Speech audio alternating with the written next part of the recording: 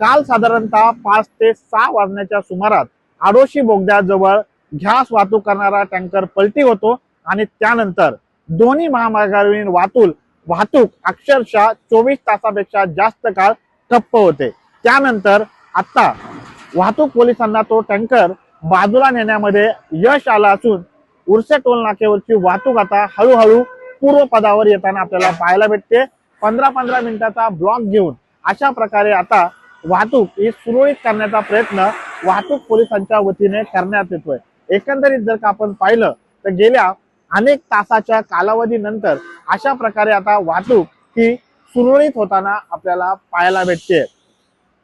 मावळ तालुक्यामध्ये जे दोन्ही महामार्ग आहे यावरती मोठ्या प्रमाणात वाहतूक कोंडी झाल्यानंतर नागरिकांनी संतप्त भावना व्यक्त केल्या होत्या।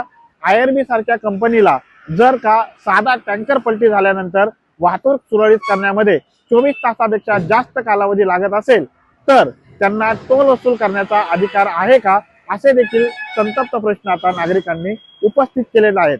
तुर्तास मात्र आयआरबी असेल, पोलीस प्रशासन असेल यांच्या वतीने हा टँकर बाजूला केल्यामुळे वाहतूक मात्र पूर्वपदावरती हळूहळू येण्यास सुरुवात झाली आहे। LS मराठीसाठी सचिन शिंदे, उर्से टोल नाका, मावळ।